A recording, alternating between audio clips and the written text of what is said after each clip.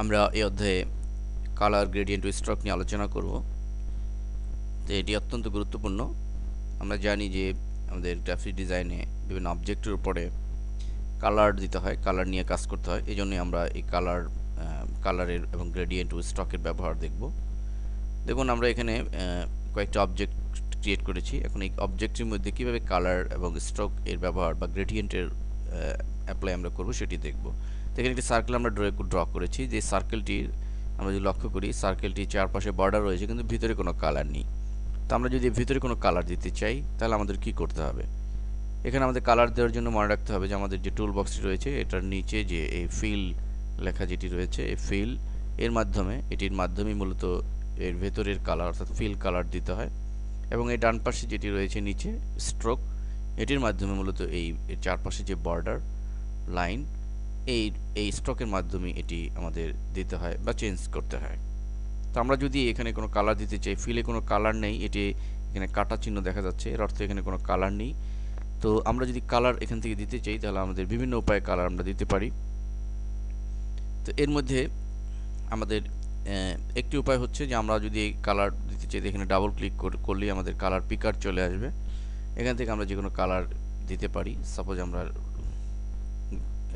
Red dark যেটি রয়েছে এটি দিলাম, তাহলে অলরেডি গাঢ় কালারটি এখানে চলে আসছে। আরেকটু উপায়ে আমরা কালার দিতে পারি। আমরা এখানে ডান পাশে একটি প্যালেট দেখতে পাচ্ছি, কালার প্যালেট। তো এই প্যালেটের সাহায্যে আমরা দিতে পারি।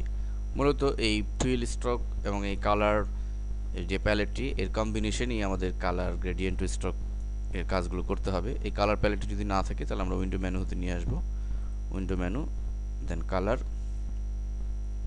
তো এখান থেকে আমরা কালার চেঞ্জ করতে পারি। সাপোজ আমরা যদি ভিতরের কালারটি চেঞ্জ করতে যাই, সেক্ষেত্রে আমরা যে কোনোভাবে এই কালারটি, যেই কালারের মধ্যে আমরা এটি ক্লিক করব সেই কালারটি এখানে ফিলে চলে আসবে।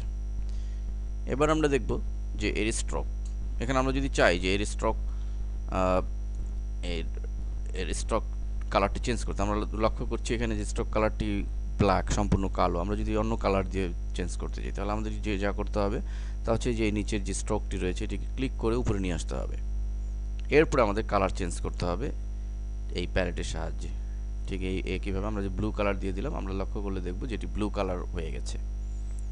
ঠিক একইভাবে আমরা যদি স্ট্রোক বাদ দিয়ে দিতে চাই, যে আমরা স্ট্রোক চাই না, শুধু ফিল কালার থাকবে, তো সেক্ষেত্রে আমরা এই ডান পাশের নিচে যেটি নান রয়েছে, নানে ক্লিক করলে আমরা লক্ষ্য করলে দেখব যে বর্ডারটি অর্থাৎ স্ট্রোকটি চলে গেছে, শুধু ফিলটুক রয়েছে। আবার যদি দিতে চাই তো সেক্ষেত্রে আমাদের অবশ্যই মনে রাখতে হবে যে এটি ক্লিক করে উপরে আনতে হবে সিলেক্ট থাকা অবস্থায়।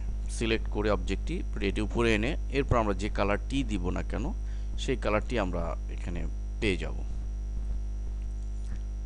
এখানে স্ট্রোকের আরেকটি গুরুত্বপূর্ণ বিষয় হচ্ছে যে স্ট্রোক স্ট্রোকের মাধ্যমে আমরা এই কোন অবজেক্টের চারপাশে বর্ডার বা লাইন দিতে পারি। এখন প্রশ্ন হলো যে এই বর্ডার বা লাইন আমরা মোটা বা চিকন কতটুকু করতে চাই সেটি। তো এটি আমরা করতে পারি এই কালার প্যালেটেরই স্ট্রোক নামে যে অপশনটি রয়েছে এর মাধ্যমে। আমরা দেখুন নিচে স্ট্রোক নামে একটা অপশন রয়েছে, এখানে ওয়াইড 1pt রয়েছে। আমরা যদি এইখানে ক্লিক করে এটি বাড়িয়ে দিই, সাপোজ আমরা এখানে 3 দিয়ে দিলাম, তো আমরা দেখব যে একটু বেড়েছে। আরও বাড়াতে চাই তাহলে আমাদের এখানে 8 দিলে আমরা দেখতে পাচ্ছি যে বর্ডারটি আরও মোটা হয়েছে। অর্থাৎ আমার এই বর্ডারটি বা স্ট্রোকটি আমি কতটুকু বাড়াতে বা কমাতে চাই সেটি এই স্ট্রোকের যে ওয়াইড যে বক্সটি রয়েছে এর মাধ্যমে আমরা স্পেসিফিক করে দিতে পারি। ঠিক একই পন্থায় আমরা এটি দ্বিতীয় যে অবজেক্ট রয়েছে এটিও আমরা কালার দিতে পারি। আমরা যদি এখানে কালার দিতে চাই, ভিন্ন কোনো কালার, এখানে আমাদের অবশ্যই ফিলটাকে উপরে নিয়ে আসতে হবে এবং এখানে আমরা এই কালার, যে কালারটি দিব সেই কালারটি এখানে আসবে। এবং আমাদের বর্ডার নাই, বর্ডারটিও যদি দিতে চাই এটিকে ক্লিক করে উপরে নিয়ে এসে এরপর আমরা যে কোনো কালারের বর্ডার আমরা এখানে দিয়ে দিতে পারি। এবং অবশ্যই মোটা করার জন্য আমাদের স্টককে ক্লিক করে আমরা এটিকে মোটা করে ফেলতে পারি। এবার আমরা দেখব যে কোনো অবজেক্টে গ্রেডিয়েন্ট দেওয়া। আমরা এই স্টার্টের মধ্যে গ্রেডিয়েন্ট ইফেক্টটি অ্যাপ্লাই করে দেখব। তো দেখুন যে এখানে আমরা এটিকে যদি গ্রেডিয়েন্ট দিতে চাই তাহলে আমাদের যা করতে হবে, অবশ্যই আমাদের এই এটিকে উপরে নিয়ে আসতে হবে ক্লিক করে। এরপর আমরা কালার প্যালেটে গ্রেডিয়েন্টটি পাবো। এখানে এসে আমাদের গ্রেডিয়েন্ট, এই স্টকের পাশে যে গ্রেডিয়েন্ট অপশনটিতে ক্লিক করব এবং নিচে একবার ক্লিক করব। নিচে একবার ক্লিক করলে আমরা লক্ষ্য করলে দেখব যে গ্রেডিয়েন্টটি এখানে অ্যাপ্লাই হয়েছে সাদা কালো। এখানে আমরা একটি স্ট্রোক দিয়ে নিতে পারি কাজের সুবিধার জন্য। তো স্ট্রোক দেওয়া হলো। এবার আমাদের গ্রেডিয়েন্টে আমরা যদি চাই যে এই গ্রেডিয়েন্টটি আমরা একটু শিফট অল্টার চেপে একটু বড় করে নিই, শিফট অল্টার চেপে আমরা যদি বড় করি তাহলে এটি সমান পরিমাণে বড় হবে। যাই হোক, এখন আমরা যদি চাই যে ভিন্ন কোনো কালার দিয়ে গ্রেডিয়েন্ট দিব, তো গ্রেডিয়েন্ট ভিন্ন কোনো কালারের গ্রেডিয়েন্ট দিতে হলে আমাদের এই গ্রেডিয়েন্ট প্যালেটটি ডান পাশে যে কালো অপশনটি রয়েছে এটিতে ক্লিক করে আমরা শো অপশনে ক্লিক করব, তাহলে আমাদের টোটাল অপশন বারগুলো চলে আসবে। এরপর আমরা এখানে লক্ষ্য করে দেখব যে গ্রেডিয়েন্ট টাইপ রয়েছে। তো এখানে আমরা যদি লিনিয়ার পরিবর্তিত রেডিয়াল দিই তাহলে আমাদের গ্রেডিয়েন্ট হবে এরকম, যে অর্থাৎ মাঝখানে সাদা আর চারপাশে কালো। আমরা এই দুই কালারের পরিবর্তে 3 বা 4 কালার, আমরা গ্রেডিয়েন্টের মূল উদ্দেশ্য হচ্ছে একাধিক কালারের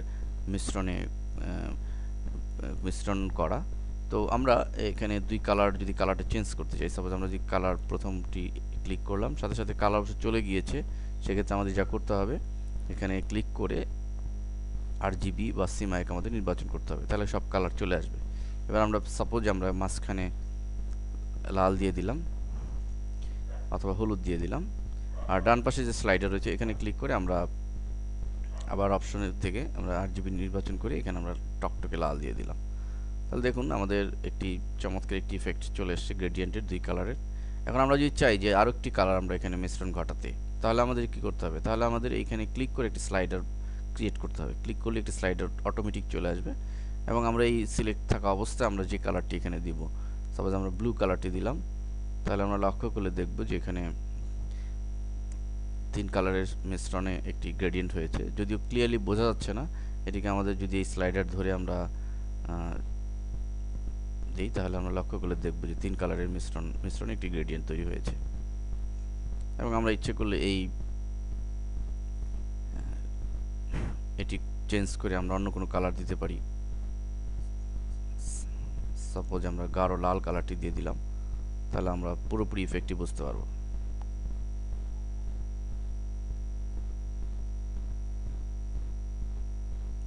এবং কখনো যদি আমি কোনো গ্রেডিয়েন্টকে মুছতে চাই, সাপোজ আমি চাইলাম যে এই গাঢ় লাল যেটি এই স্লাইডারটি রাখবো না, মুছে ফেলবো, তাহলে আমাদের ক্লিক করে যদি আমরা বাইরে এনে ছেড়ে দিই ড্র্যাগ করে, তাহলে আমরা লক্ষ্য করে দেখব যে ওই গ্রেডিয়েন্টটি চলে গিয়েছে।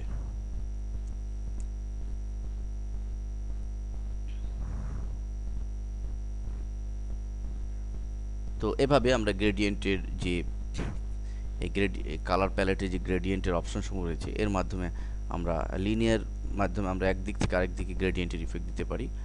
তো এভাবে আমরা গ্রেডিয়েন্টের বিভিন্ন অপশন ইউজ করে আমরা চমৎকার গ্রেডিয়েন্ট ইফেক্ট দিতে পারি।